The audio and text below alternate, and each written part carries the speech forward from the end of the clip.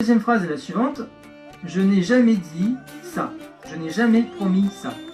Vous voyez, encore une fois, le manipulateur est resté auparavant dans le flou. Il ne s'est jamais engagé. Ça lui permet donc ensuite, à chaque fois, de retourner la situation à son avantage. Par exemple, si le manipulateur fait un sous-entendu, et que vous essayez de clarifier les choses, est-ce que tu es en train de me dire que X? Eh bien à ce moment-là, le manipulateur peut vous dire cette phrase-là, ah non, je n'ai jamais dit ça. Voilà, et là il reste dans le flou. Un autre exemple, imaginez que vous ayez un patron manipulateur qui vous laisse entendre que si vous travaillez nuit et jour pour finir dans les délais un projet qui est en retard, alors il vous donnera une prime. Donc vous allez vous exécuter, vous allez pour gagner cette prime travailler ardemment, travailler nuit et jour, les week-ends aussi.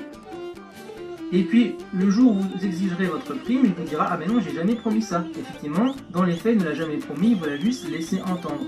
Voilà à quoi lui sert le flou. Et bien sûr le manipulateur pourra faire preuve de mauvaise foi et même carrément mentir. Donc il pourra très bien vous dire ah mais j'ai jamais promis ça, tu m'as mal compris, je devais plaisanter à ce moment-là. Voilà. Donc dans cet exemple-là, vous voyez que c'est votre propre mémoire qui est remise en cause. Comment ça, il m'a jamais promis ça, mais je l'ai entendu me le promettre. Et dans ce cas-là, le manipulateur orientera même la discussion dans ce sens, c'est-à-dire dans le sens où votre mémoire a flanché, vous ne vous souvenez pas correctement des choses. C'est un détournement d'attention. Donc le risque pour vous, quand le manipulateur se comporte ainsi, c'est que vous commenciez à douter de votre propre mémoire. C'est que vous doutiez à ce moment-là de votre propre compréhension et donc de vous-même. Ça entretient donc la confusion chez vous, et pour le manipulateur, cette confusion c'est déjà un début d'emprise sur vous.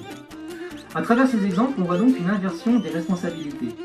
Le manipulateur est responsable d'avoir laissé entendre certaines choses, il est responsable d'avoir menti, il est objectivement à l'origine du malentendu, mais il vous fait porter le chapeau. C'est vous le responsable, c'est vous la responsable, c'est vous qui avez mal compris, vous avez une mauvaise mémoire, etc.